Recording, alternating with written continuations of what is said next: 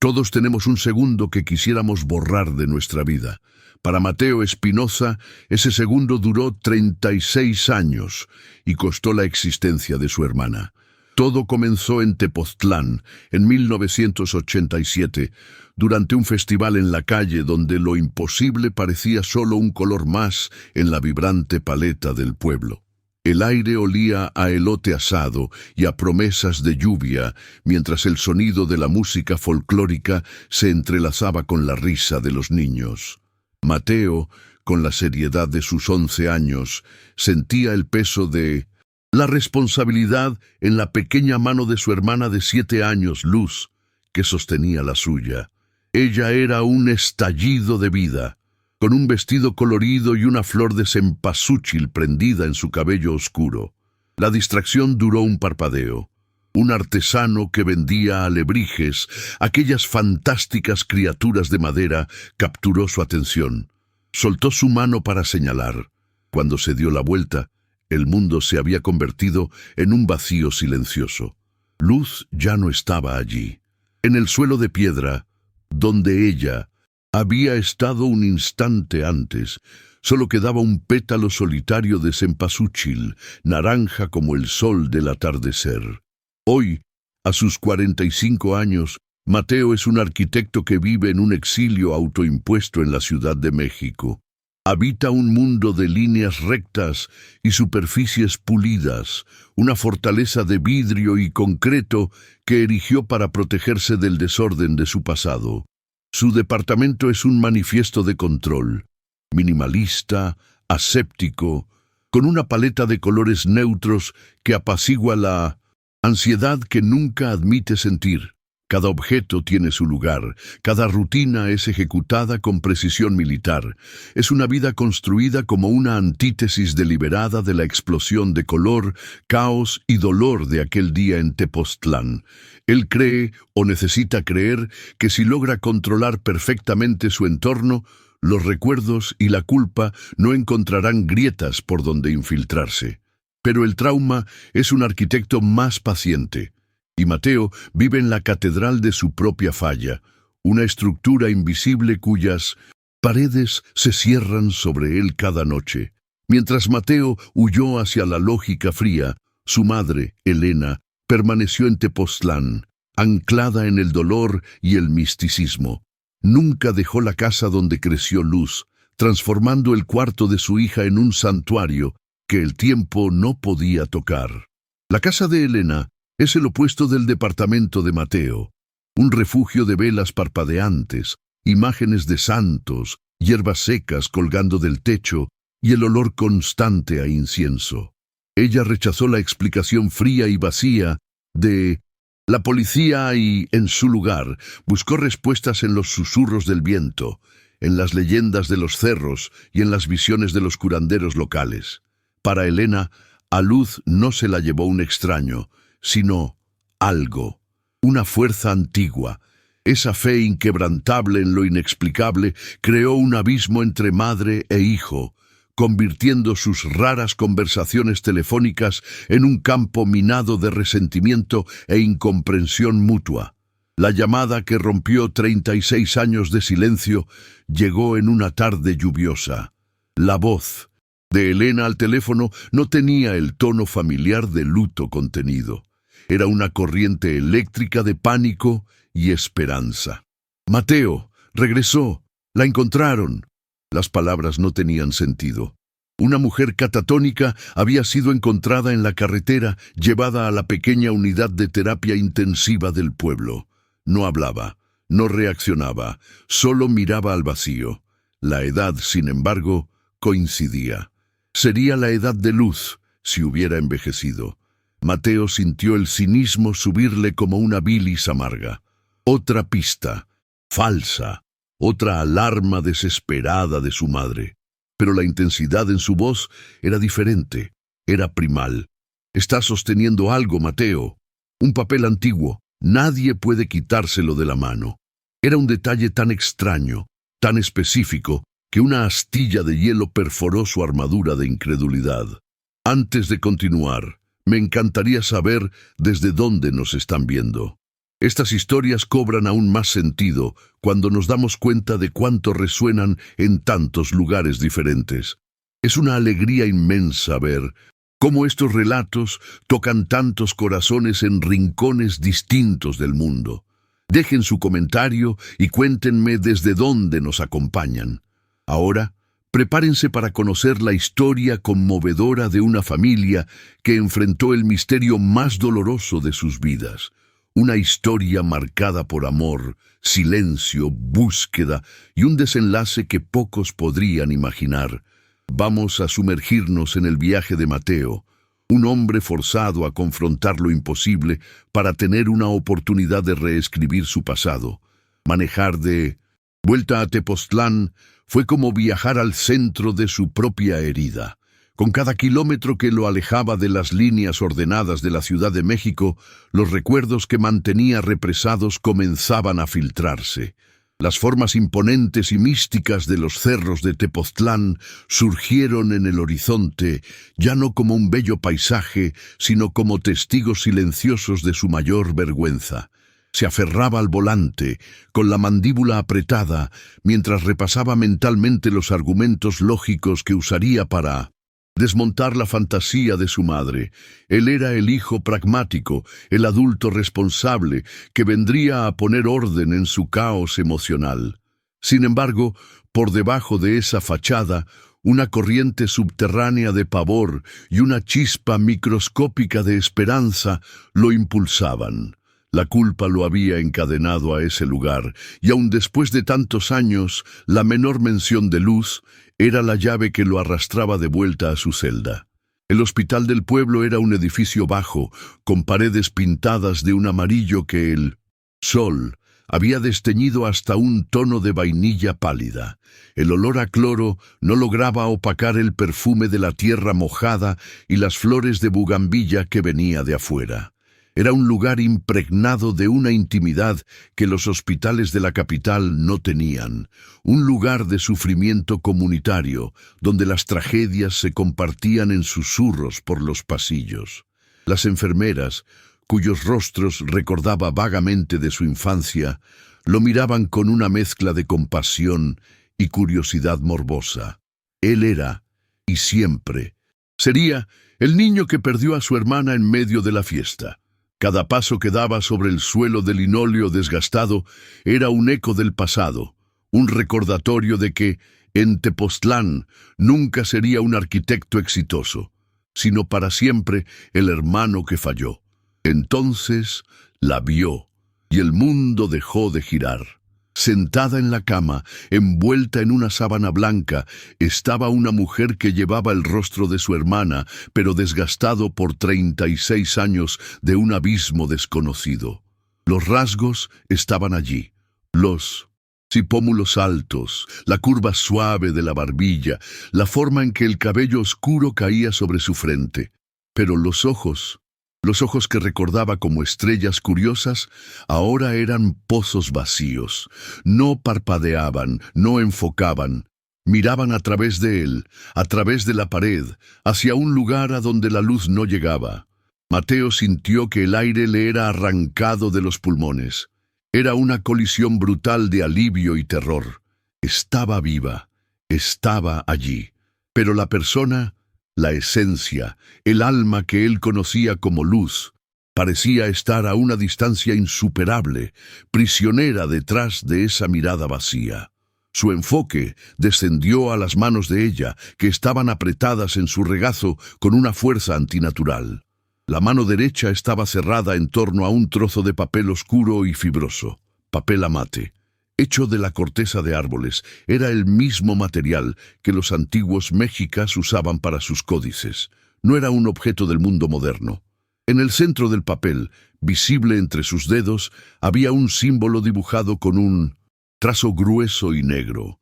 Era una espiral compleja, entrelazada con líneas rectas, un glifo que parecía pulsar con una energía propia, antigua y perturbadora. Aquello no era una evidencia, era un presagio, un fragmento de un mundo de leyendas que se había materializado en la palma de su mano, transformando un caso de persona desaparecida en algo mucho más extraño y aterrador. Permaneció a su lado durante la noche, mucho después de que convencieran a su madre de ir a casa a descansar. Sentado en la incómoda silla de plástico, la observaba respirar.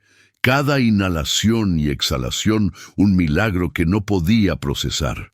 Cuando la primera luz de la mañana se filtró por la ventana, pálida y gris, arrojó un suave brillo sobre el rostro de Luz. Mateo parpadeó, inclinándose hacia adelante. Había algo mal, una sensación de que la imagen frente a él no correspondía a la de la noche anterior. Su piel parecía tener una lozanía que no estaba ahí antes. Las finas líneas alrededor de su boca, que él había notado con el corazón encogido, parecían más suaves. Sacudió la cabeza, culpando a la falta de sueño, al estrés. La mente humana es sugestionable. La lógica era su puerto seguro, y la idea de que el tiempo pudiera andar hacia atrás era la tormenta perfecta que amenazaba con hundirlo. Cuando Elena regresó, trayendo un café que él no podría beber, Mateo mencionó su impresión, casi como una confesión avergonzada. Esperaba que ella lo tranquilizara. En lugar de eso, el rostro de su madre se contrajo, en una máscara de miedo y reconocimiento. Miró el rostro dormido de Luz, luego el papel a mate, y un escalofrío recorrió su cuerpo. «Es el pacto, Mateo», susurró con la voz temblorosa. La devolvieron, pero para ellos el tiempo no es de una sola vía. El acuerdo tiene un precio. Comenzó a hablar sobre el Mictlán, el inframundo, sobre entidades que no comprenden la vida y la muerte como nosotros, sino como un préstamo, un intercambio. Para Mateo, aquello era el colmo de la desesperación de su madre. Pero al mirar de nuevo el rostro de su hermana, que bajo la luz clara de la mañana parecía innegablemente 1 o 2 años más joven, el suelo sólido de la razón comenzó a resquebrajarse bajo sus pies. La mente de Mateo, entrenada para encontrar soluciones en ángulos y ecuaciones, se rebelaba contra lo que estaba sucediendo. Se aferró a la lógica como un náufrago a los restos de un naufragio. Exigió respuestas de los médicos, empujándolos más allá de sus protocolos habituales. Realizaron una batería de exámenes, resonancias magnéticas, electroencefalogramas, análisis toxicológicos y paneles genéticos completos. Los resultados solo profundizaron el enigma, pintando el retrato de una mujer en perfecta salud física. No había señal de trauma cerebral, ninguna sustancia extraña en su sangre, ninguna anomalía neurológica que pudiera explicar su catatonia profunda. Los médicos, frustrados y perplejos, ofrecieron diagnósticos que sonaban más a suposiciones poéticas que a ciencia. Un estado de fuga psicogénica, una forma extrema de estrés postraumático. Pero sus ojos no podían ocultar la verdad. Estaban completamente perdidos. La medicina moderna había llegado a su frontera, y del otro lado solo estaba el silencio inexplicable de Luz. Derrotado por la ciencia y atormentado por las palabras de su madre, Mateo tomó un camino que, hasta una semana antes, habría considerado una locura. No buscó a un curandero, todavía no. Su escepticismo necesitaba un puente, un intermediario, entre el mundo de la razón y el de la leyenda. Encontró ese puente en Inés, una historiadora local y profesora jubilada, cuya pequeña casa era un museo de polvo y conocimiento.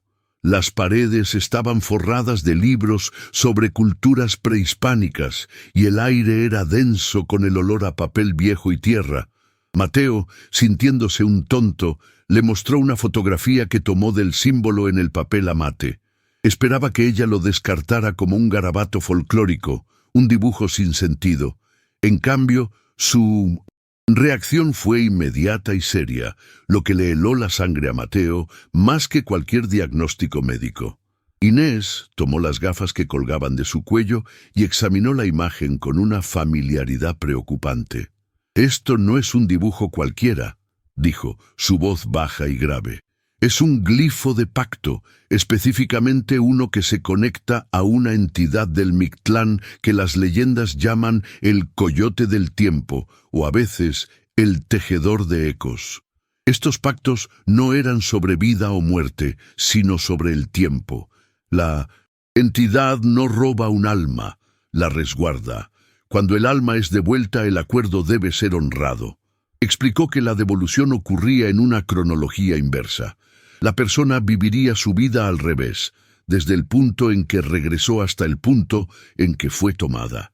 El tiempo que le fue dado en el otro mundo ahora era cobrado en este. Era una deuda, y el pago era el borrado completo de su existencia.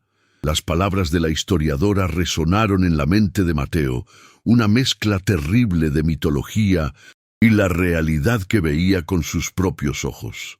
Necesitaba una prueba final, un ancla en el mundo científico que pudiera validar o destruir esa leyenda aterradora. Volvió al hospital, con el corazón martilleando contra las costillas. Encontró al médico más joven, aquel cuyos ojos aún contenían una chispa de curiosidad en lugar de agotamiento. Con la voz entrecortada, Mateo hizo una petición extraña. Pidió una prueba de edad biológica, un análisis de telómeros en las células de luz, para comparar con una muestra de sangre que habían recolectado el primer día. Presentó la idea como una corazonada desesperada, el último intento de un hermano que estaba perdiendo la cabeza. El médico, quizás por lástima o por la naturaleza extraña del caso, accedió a enviar las muestras a un laboratorio especializado en la capital.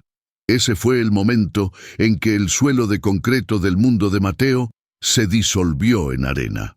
Los resultados llegaron 3 días después. El médico lo llamó a su pequeña oficina, con el lúcido rostro pálido, la postura profesional desmoronada.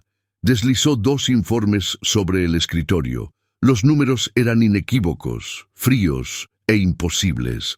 Los marcadores celulares de la muestra más reciente indicaban una edad biológica casi 3 años menor que la de la muestra recolectada a la llegada de luz. El envejecimiento no solo se había detenido, se estaba revirtiendo a una velocidad medible. «No sé cómo explicar esto, señor Espinosa», dijo el médico, su voz apenas un susurro. «Su reloj biológico está andando hacia atrás. Científicamente, esto no debería pasar». El escepticismo de Mateo no solo se resquebrajó, fue pulverizado, dejando atrás nada más que un terror puro y absoluto. Con la aceptación vino una claridad terrible. Los cambios en luz, antes lo suficientemente sutiles como para ser descartados como un truco de la luz, se volvieron evidentes. En una semana, el rostro que había llegado con la dignidad y el cansancio de una mujer de 43 años, ahora pertenecía a una de 38 o 39. Las pequeñas manchas de sol en su piel se habían aclarado.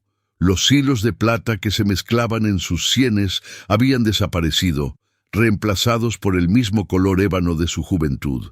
Su postura en la cama parecía diferente, menos rígida, más fluida. La cuenta regresiva ya no era una teoría, era un espectáculo visible y horripilante. Las enfermeras comenzaron a persignarse al pasar por el cuarto, y los susurros en los pasillos ya no eran sobre un caso médico, sino sobre un milagro sombrío. Luz se estaba convirtiendo en un fantasma a la inversa, desapareciendo en el pasado ante sus ojos. La ciencia le había dado un arma, pero solo para demostrar que estaba en una guerra que no podía ganar con ella. La lógica era un refugio de papel en medio de un huracán. Solo había un lugar a donde ir, hacia el interior del propio huracán. Esa noche fue a casa de su madre. Cuando Elena abrió la puerta, no vio al hijo escéptico y distante que la reprendía por sus creencias. Vio al niño de 11 años, perdido y aterrorizado, que había vuelto del festival con las manos vacías. No dijo nada, solo la abrazó, un gesto que no había compartido con ella en décadas. En ese abrazo, El puente entre sus dos mundos finalmente se construyó, no con lógica o fe, sino con el cemento de la desesperación compartida. «Tenías razón», susurró en su hombro. «Ayúdame». A la mañana siguiente, Elena lo llevó a los cerros en las afueras de Tepoztlán, a una pequeña casa de adobe, de donde salía una delgada columna de humo. Allí vivía Xochitl, la curandera que su madre veneraba. Era una mujer cuya edad era imposible de adivinar. Su rostro era un mapa de arrugas profundas, pero sus ojos negros eran agudos y penetrantes, pareciendo ver más allá de la piel de Mateo, directamente en su alma atormentada. El aire dentro de la casa era pesado, con el olor a copal, tabaco y decenas de hierbas secas. Xochitl no necesitó largas explicaciones. Miró a Mateo, luego a la foto del símbolo que él traía, y asintió lentamente. «El coyote es paciente, pero su tiempo se agota», dijo ella. «Tardaste en venir, Mateo Espinosa. La memoria de tu hermana se está deshaciendo». Xochitl explicó la naturaleza del pacto con una claridad que ni la historiadora ni los médicos podrían ofrecer. Luz, en su curiosidad infantil, no había sido secuestrada por malicia. Probablemente se alejó de la fiesta y encontró un lugar delgado, un punto donde el velo entre los mundos es casi inexistente, tal vez una cueva o un antiguo círculo de piedras.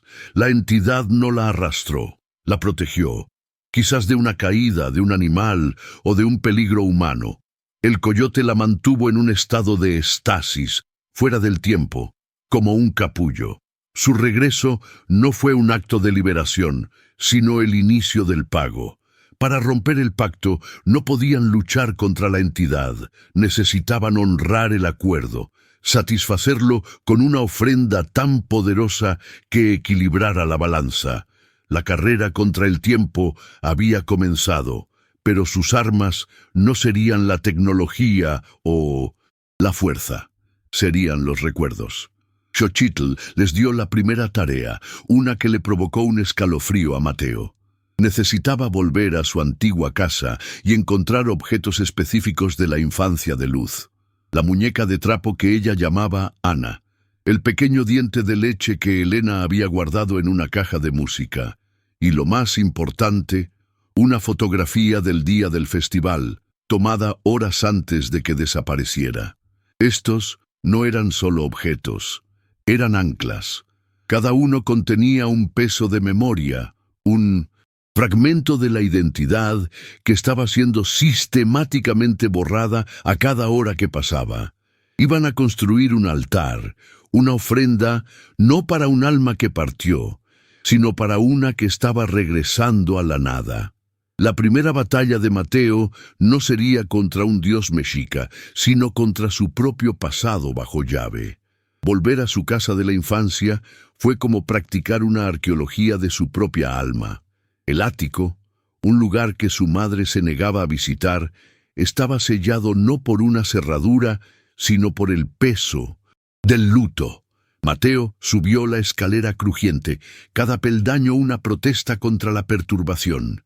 Al abrir la trampilla, un olor denso y pesado lo envolvió. El aroma de madera antigua, polvo de décadas y naftalina, el perfume del tiempo detenido. La luz del sol entraba por una pequeña rendija en la teja, cortando la oscuridad en un haz dorado donde partículas de polvo danzaban como espectros. Cajas de cartón apiladas como lápidas de una vida pasada, muebles cubiertos por sábanas blancas, como fantasmas en reposo. Este no era solo un ático, era la bóveda donde había encerrado su infancia, y ahora necesitaba forzarla para salvar el futuro de su hermana. Comenzó la búsqueda, con las manos cubiertas de polvo, el corazón pesado. Cada objeto que encontraba era un detonante, una pequeña explosión de memoria.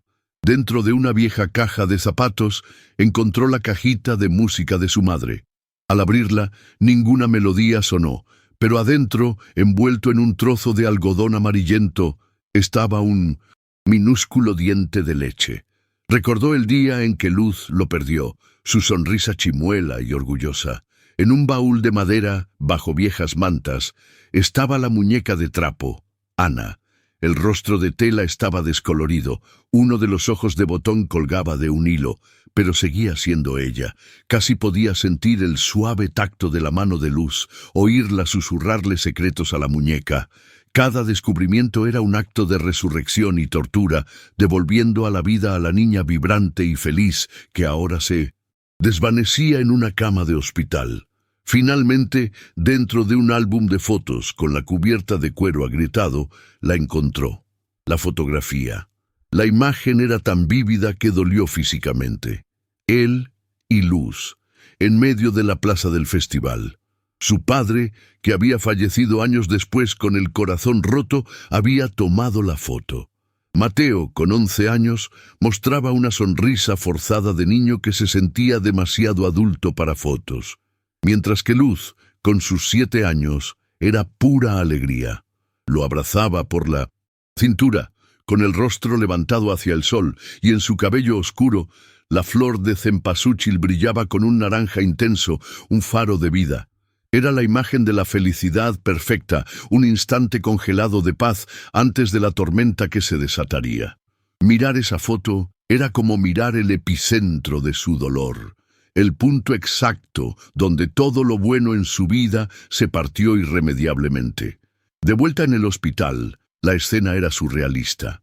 Bajo la guía silenciosa de Xochitl, montaron el altar en la esquina del cuarto de terapia intensiva.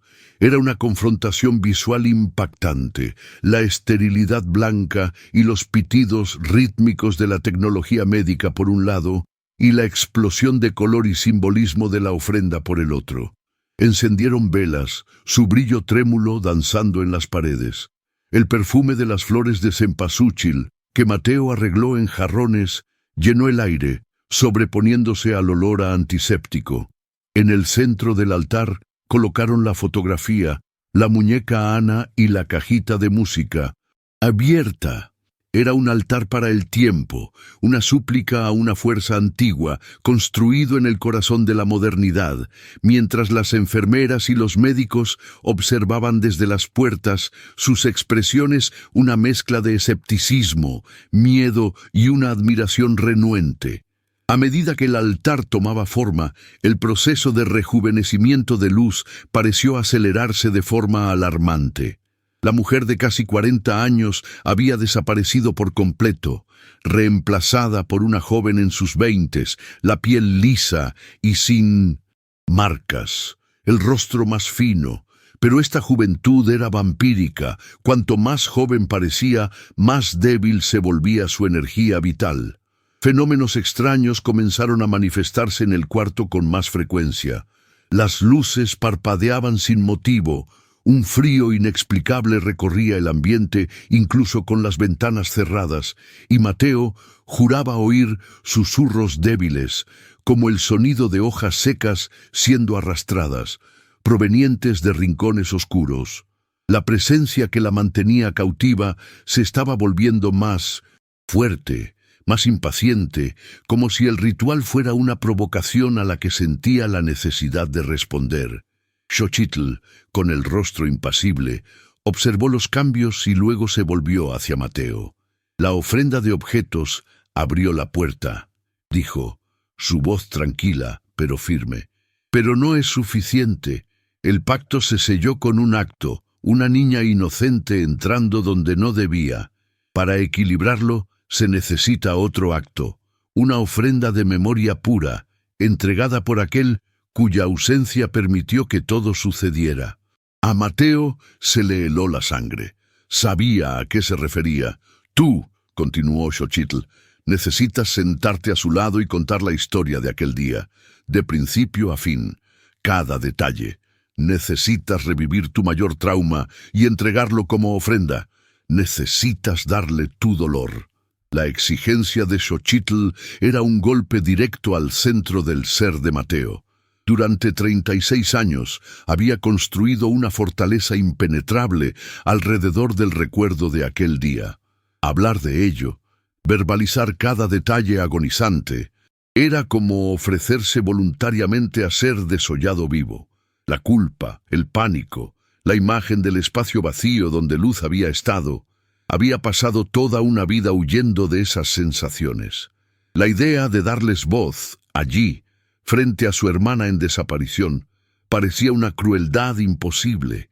Retrocedió, negando con la cabeza. «No puedo», susurró. «Eso no va a ayudar, me va a destrozar. ¿Y si no funciona?» El miedo de que su sacrificio emocional final fuera en vano era paralizante. Mientras la vacilación de Mateo envenenaba el aire, Luz tuvo una convulsión. Su cuerpo, ahora el de una adolescente de quizás 19 años, comenzó a temblar violentamente en la cama. Sus brazos se agitaron como si luchara contra ataduras invisibles, y un gemido bajo escapó de sus labios por primera vez desde que llegó. Los monitores cardíacos se dispararon, sus agudos pitidos llenando el cuarto con un sonido de pánico electrónico. Enfermeras y médicos entraron corriendo, empujando a Mateo y Elena a un lado, administrando sedantes, tratando de estabilizarla. La escena era un caos de miedo y urgencia. Para Mateo, cada pitido de la máquina era una acusación. Su silencio, su cobardía, le estaba costando el tiempo que a Luz no le quedaba. Le estaba fallando, de nuevo. Cuando la crisis pasó, dejando a Luz aún más pálida y frágil, Xochitl se acercó a Mateo. Su expresión, antes firme, ahora contenía una sombra de derrota. La vacilación permitió que la raíz se hiciera más profunda, dijo suavemente. El camino es más difícil ahora. La ofrenda de memoria sigue siendo necesaria, pero falta algo. Un elemento clave para sellar el contrarritual, algo que se perdió. Miró a la joven en la cama. Es algo que solo la memoria de ella sabría. La llave para salvarla está encerrada dentro de ella. Aquellas palabras cayeron sobre Mateo como una sentencia de muerte. La solución al enigma estaba en la mente de la persona que ya no podía comunicarse. Era una paradoja cruel, un callejón sin salida. Perfecto. La esperanza se desintegró. Mateo miró el rostro de su hermana, ahora tan joven, tan extrañamente familiar, y la sensación de impotencia que sintió a los 11 años regresó con una fuerza abrumadora. Estaba de vuelta en la plaza del festival, rodeado de ruido y colores, pero atrapado en una burbuja de silencio y terror, viendo a su hermana desaparecer. Había intentado con la razón, había intentado con la fe, había excavado su pasado y construido un altar a lo imposible, y nada de eso importaba. Estaba a punto de perder a Luz por segunda vez, no por una desaparición misteriosa, sino por un borrado completo, y la culpa era, una vez más, enteramente suya. Se sentía como un fracaso absoluto, un hombre condenado a observar el eco de su peor falla repetirse hasta el final. La noche que siguió fue la más larga de la vida de Mateo. La desesperación era una sustancia física, un veneno espeso que llenaba sus pulmones y pesaba sobre sus hombros. Se sentó en una silla junto a la cama del hospital, con la espalda encorvada por la derrota. El altar, que horas antes parecía un faro de esperanza, ahora era una colección de baratijas inútiles, una burla a su fe recién descubierta y desesperada. Cada objeto, la muñeca, el diente de leche, la fotografía, era un testimonio de su fracaso. Miró a Luz. La adolescente que había convulsionado había desaparecido, reemplazada por una niña que no podía tener más de 13 o 14 años. Su rostro era más redondo, la inocencia de su infancia comenzando a emerger a través del velo del tiempo. Podía ver a la niña que perdió, y la visión era una tortura. Elena, su madre, se sentó al otro lado del cuarto. Su silencio no era de acusación, sino de un luto tan profundo que ya no había palabras.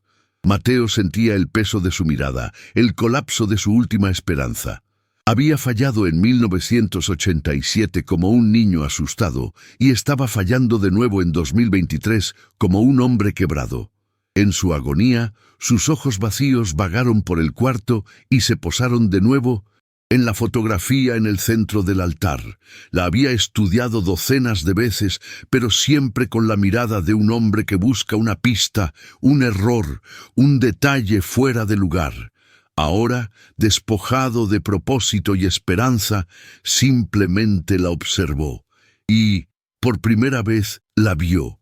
Su mirada pasó por su propio rostro de niño, por la sonrisa radiante de luz, y se fijó en un único punto de color vibrante, la flor de cempasúchil en su cabello, naranja brillante, llena de vida, cada pétalo perfectamente definido por la lente de la cámara de su padre. Era solo un detalle, un accesorio festivo. Pero entonces, como un relámpago en una habitación oscura, otra imagen se superpuso en su mente, la imagen de un único pétalo solitario, del mismo color naranja brillante, caído en el suelo de adoquines donde Luz había desaparecido. La primera imagen y la última, el principio y el fin.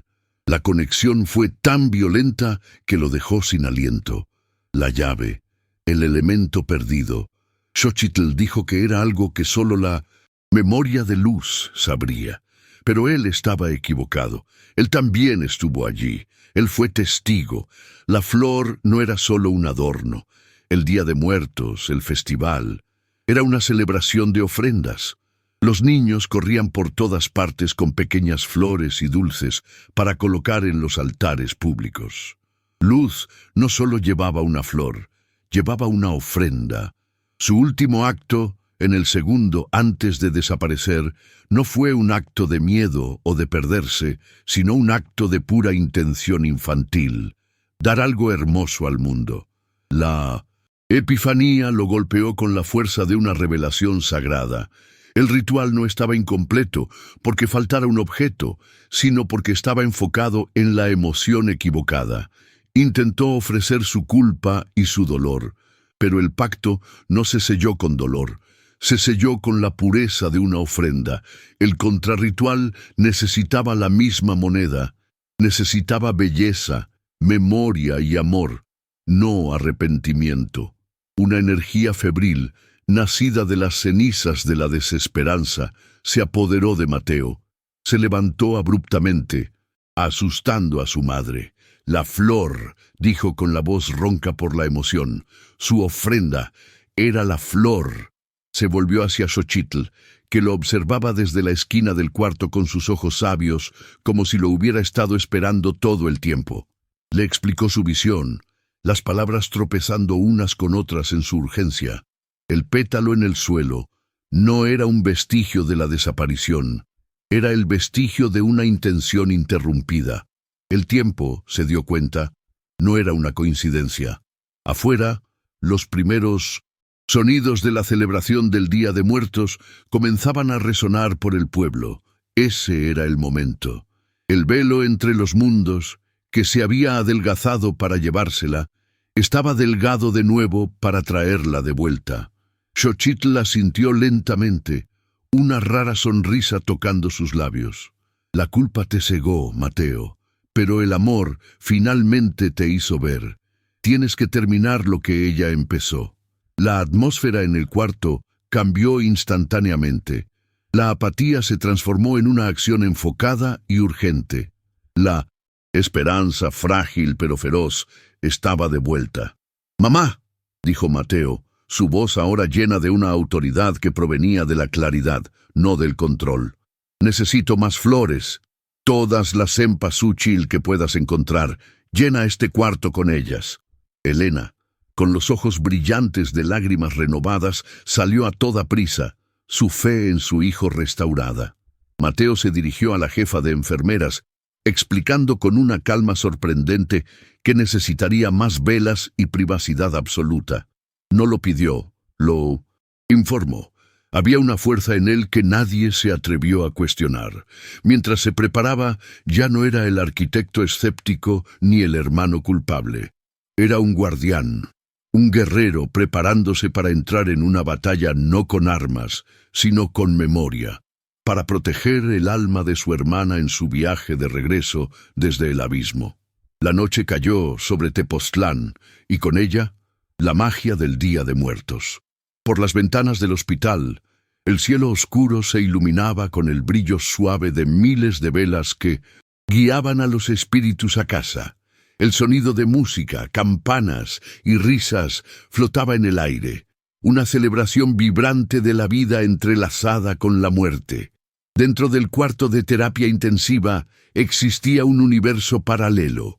El espacio estaba transformado. Decenas de velas ardían en cada superficie plana y el perfume abrumador y dulce de las flores de cempasúchil era tan denso que casi se podía tocar.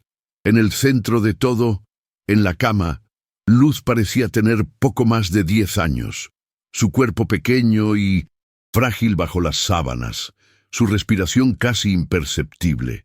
El contraste era impresionante. Afuera, un pueblo entero celebraba la memoria para que no se perdiera. Aquí adentro, un hombre luchaba para impedir que un solo recuerdo fuera completamente borrado de la existencia. Mateo acercó una silla a la cama.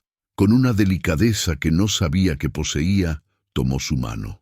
Era pequeña, casi la misma mano que había soltado tantos años atrás. Cerró los ojos por un momento, respirando el aroma de las flores, y comenzó a hablar. Su voz era baja pero clara, sin el temblor de la culpa. No comenzó con la desaparición, comenzó con ella. Recuerdo tu risa, Luz. Sonaba como campanitas. Recuerdo tu vestido amarillo, tu favorito, y cómo dabas vueltas hasta marearte. Recuerdo cuando me enseñaste un escarabajo en la palma de tu mano, maravillada con sus colores. Reconstruyó a la hermana que amaba, pieza por pieza, con sus palabras. Luego narró el día del festival, no como un preludio a la tragedia, sino como un regalo. Describió los colores del papel picado, el sabor del algodón de azúcar, la alegría en su rostro. Le estaba devolviendo la belleza de aquel día, purificando el recuerdo con amor. Mientras hablaba, la presencia en el cuarto se intensificó. El aire se volvió pesado y helado, y las llamas de las velas se estiraron hacia los lados, como si se inclinaran ante un viento invisible.